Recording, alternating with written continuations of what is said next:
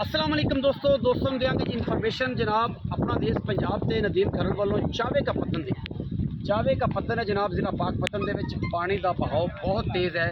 जो दोस्त कहते हैं सतलुज में पानी नहीं आ रहा उन्होंने इन्फॉर्मेशन दी है कि हैड गंडा सिंह के मकाम के उत्ते इस वे जनाब 3,30,000 का जो रेला है वो चल रहा है। अगले 24 घंटे होर मुश्किल तरीन ने।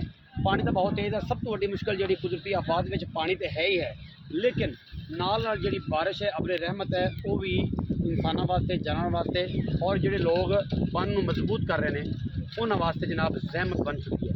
बाकी ये चीज़ है कि सारे दोस्त जेड़े कि नूरिया वाला बन यानी नूर जहानिया ये मुहलका जिन्ने भी इलाके ने जिन्होंने मोमिका और जनाब इस तो अलावा कोट बख्शा कोट बहावल और एक चक्कर सारा एरिया कैमरे में दिखाए पानी का बहुत तेज़ है। बारिश होने की वजह तो और हवा तेज़ होने की वजह तो जेड़ा मोमे का अपना चावे का पत्तन है चक मुनव्वर के नाल उसका इंतहाई मुश्किल है इस वक्त, क्योंकि उन्होंने रोकना उसकी वजह यह है कि एक तो बारिश है, एक बहुत तेज़ पानी का बहाव है, उसकी वजह तो नाल तेज़ हवा है, उस ट्रैक्टर भी नहीं लग सकते।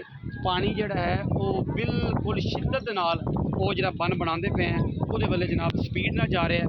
सारे दोस्तों दुआ की अपील है और जोड़े लोग दरिया की बेल्ट च ने या साइडा से ने होते तक वो अपनी हिफाजती इकदाम करन और जी महफूज जगह पर पहुँच जान। ये बिल्कुल कोई डराने वाली वीडियो नहीं है, फेक वीडियो नहीं है। ये सारे दोस्त जोड़े ने बिल्कुल वेखते पे ने और सारे दोस्त बिल्कुल इस चीज़ के गवाह ने कि बिल्कुल अलर्ट है और सारे दोस्त एहतियात करन। अपना बहुत सारा ख्याल रखो, दुआवां की लोड़ है। वीडियो लाइक शेयर रीपोस्ट जरूर करो ताकि काफ़ी ज़्यादा दोस्तों तक कि जी मेरी इन्फॉर्मेशन है ये पहुँचती रहे।